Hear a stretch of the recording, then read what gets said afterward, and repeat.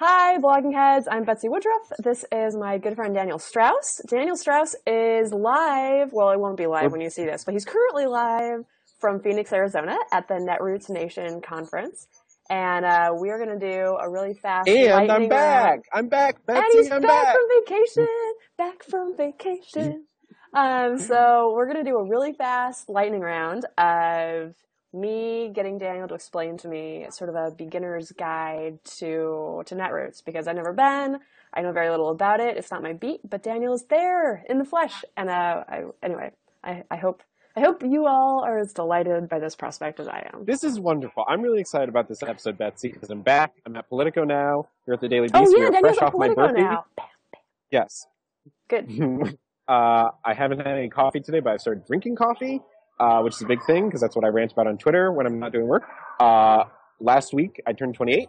We celebrated on the roof overlooking the Taylor Swift concert, which is fun. So here we are.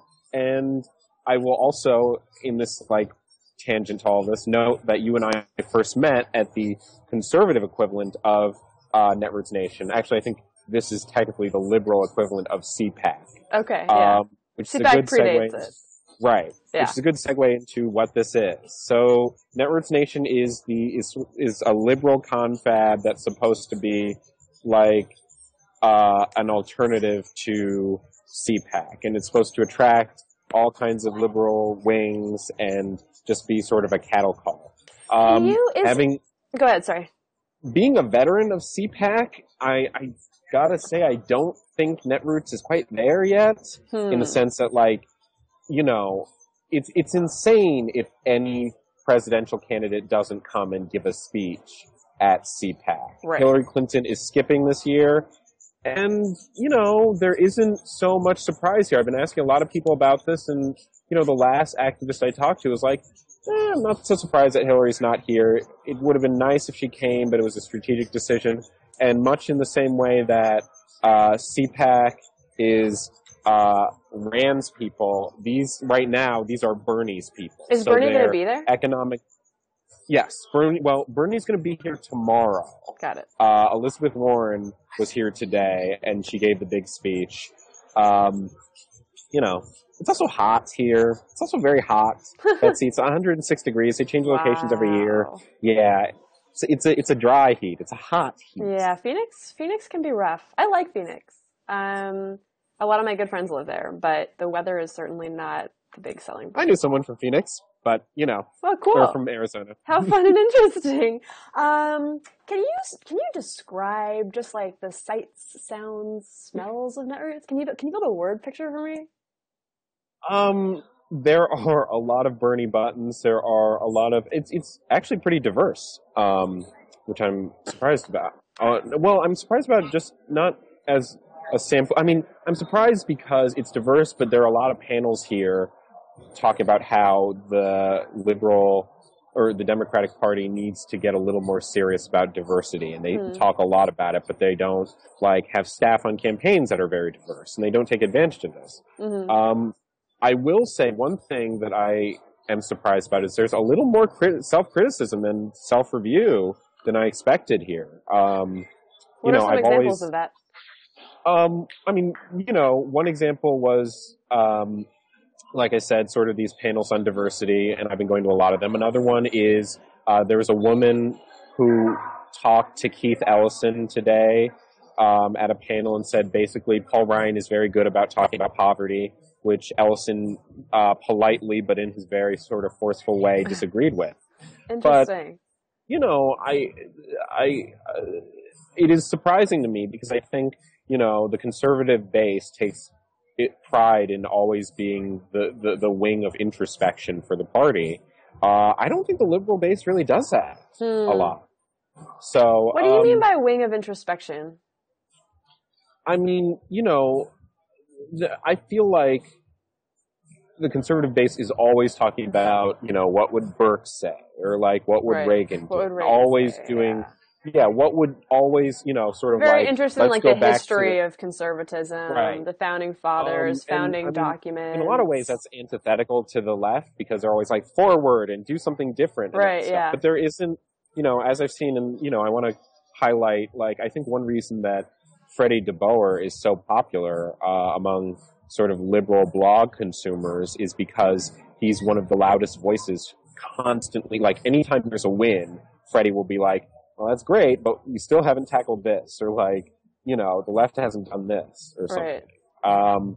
So there's a little of that, which I'm surprised about. I should note that this is my first Netroots. So, yeah.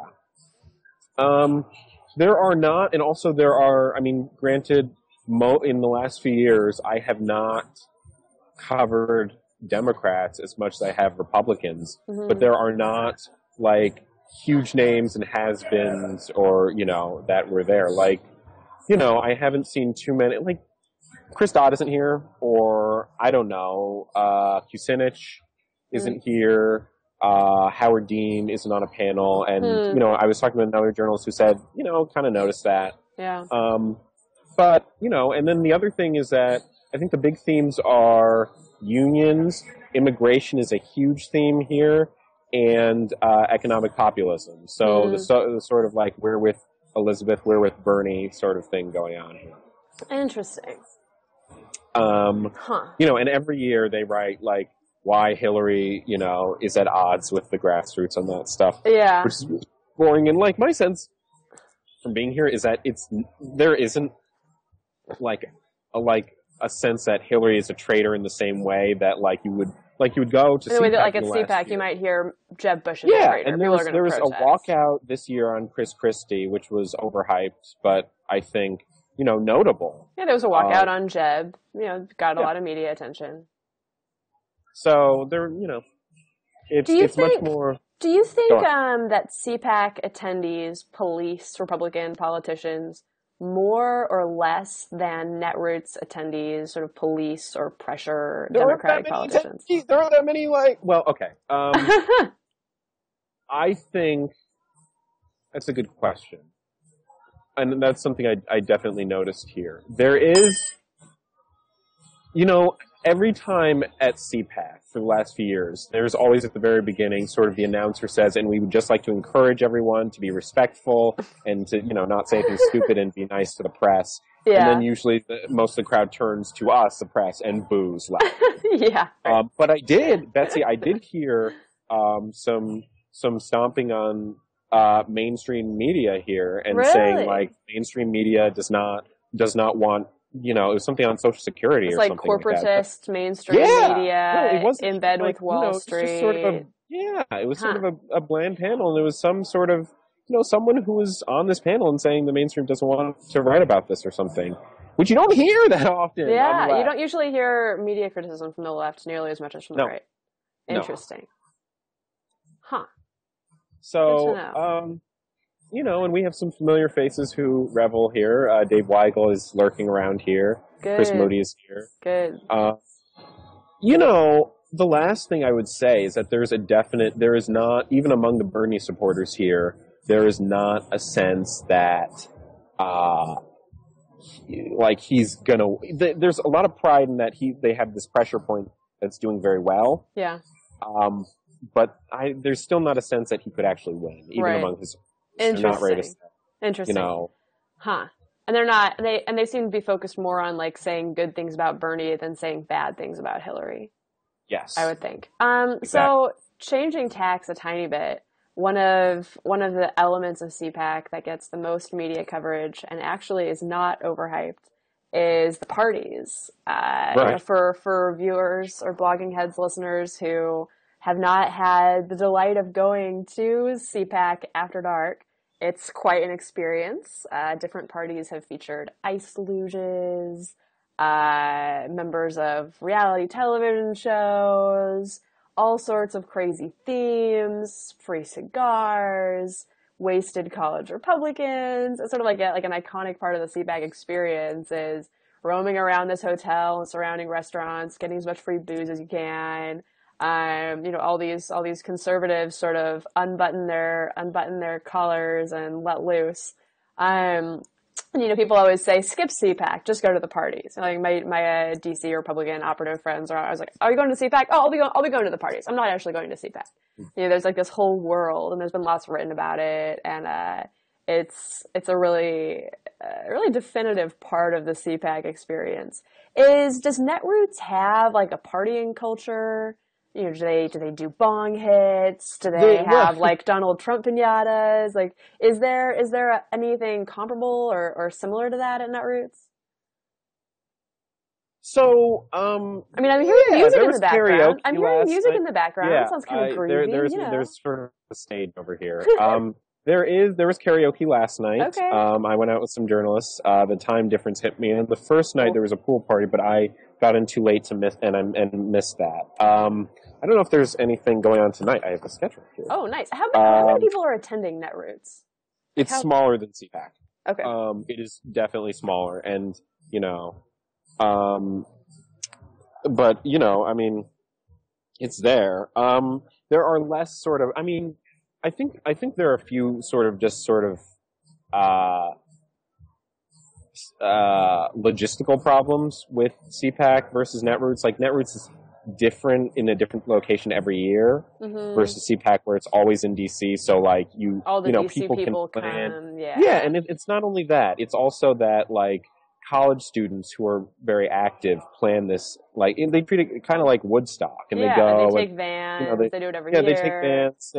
They pick out their outfits. Girls pick out dresses. Dudes pick out their fanciest bow ties. Lots of Ann Taylor. There's not so much of that here. Yeah. There's sort of, it's kitschy, but in a different way, I guess. It's a little more like, hey, look, we're going to do karaoke now. And a little like, okay, I've had 3 beers. I'm going to go home. Do they sing like karaoke, like Union songs or anti-Vietnam War songs? Or is this just like people like pop music karaoke? There's some mockery of like, they're like yesterday they had some guitar player who was like making fun of liberal or conservative attacks on liberals and saying like, this is what Republicans say. They like, say Nancy Pelosi eats babies or something like that. Yeah. So, and that's, I mean, that's it. I'm in the thick of it and filing. I'm not filing right now, but I'm like in the midst of filing and mentally thinking about like a write through I'm supposed to do something and hoping it's going to be good. I'm sure it will be. The last point. We'll be sure to go to it and click it a bunch of times, hit refresh, click a couple ads.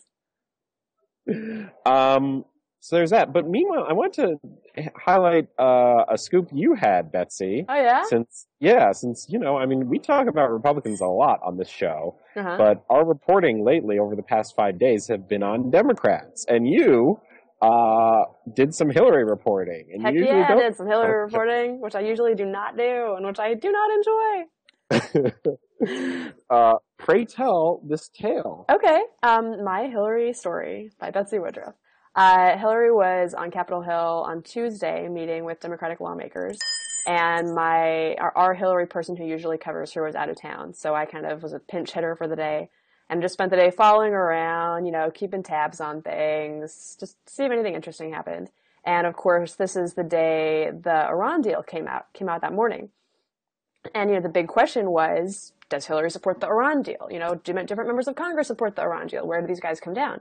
And Hillary met with the members of the House Democratic Caucus, so all the Democrats in the House of Representatives, in the bowels of the Capitol, deep down through the winding hallways of the Capitol basement. And after she met with them, she and her aides came out. She went up to a podium where the Democratic leaders or Republican leaders usually hold little quick informal press conferences after these meetings, which are regular. She went up, she talked for about 4 minutes, and then she didn't take any questions, and she was sort of shuttled away by her aides. A few of her aides stuck around afterwards, though, to keep talking to reporters and, fill people in. Of course, in typical Hillary fashion, she did not answer any questions, which is, the least surprising thing. She did talk about the Iran deal, but her language on it was very ambiguous, and understandably so. She said she supported full enforcement of the Iran deal. And she said it was a step in the right direction. But she did not say whether she supported it or not. And, part of the reason that this struck me was because as she was walking off stage, one reporter hollered at her very clearly, do you support the Iran deal? Does it embolden Iran? And Clinton just smiled and walked off and didn't answer the question. And so then I was standing around with a few other reporters, and we all kind of scratched our heads and said, okay, so does she support the deal? Do we know if she supports the deal or not? And none of us actually knew. So I asked one of her senior aides about it, and the senior aide said, let me find a press secretary for you. Wait right here. I'll go get you a press secretary. So I waited there for a few minutes, kind of twiddled my thumbs. The press secretary did not materialize. And then I went over to another of the aides traveling with Clinton, and I asked him, and I said, so does she support the deal? And he said, well, just look at what she said. And I said, so is she somewhere on the spectrum between support and opposition? And he said, and he kind of chuckled and said, I think we all live somewhere between support and opposition. And then he said, just read what she said. Just look at the deal. It's accurate to report what she said. And so I took that as Clinton's folks are not saying, don't seem to know if she supports the deal or not. This is not a complicated question. There's three possible answers to this question, right? The first answer is yes, I support the deal. Obama supports the deal. John Kerry supports the deal. The White House supports the deal. Jake Sullivan, who helped get the deal put together and is also one of Clinton's top advisors, speaking for himself at a breakfast early that morning, being very careful to differentiate his view from Clinton's view, said he supports the deal, basically. Another possible answer is no. Every single Republican presidential contender says they do not support the deal. Pretty much, the bulk, if not all, most, if not all, of Republicans on the Hill oppose the deal. And then the third answer is not yet. I don't know. I don't know if I support the deal. I don't have enough information to answer that in a way that is accurate. And Hillary didn't give any of those answers. She just kind of gave us this odd word salad response. So I just wrote it up, and it was the story did well. And it struck me also that it was almost like blind men touching an elephant. There were so many different ways that reporters tried to parse Hillary's stance on that very simple question. One reporter at Vox, their headline was Hillary Clinton endorses Iran deal, which, I'm not interested in doing media criticism or saying editors of other publications are messed up or wrong, but they clearly listened to what she said and came away with a very different understanding of her stance on the deal than I did. And they based their stance on one anonymous source. They said one anonymous source who was in a meeting told them Clinton endorsed the Iran deal. I'm not questioning that that's accurate. I didn't talk to their source. It is totally conceivable that source said that. The Vox reporter is very talented. I'm not disagreeing with what they said at all.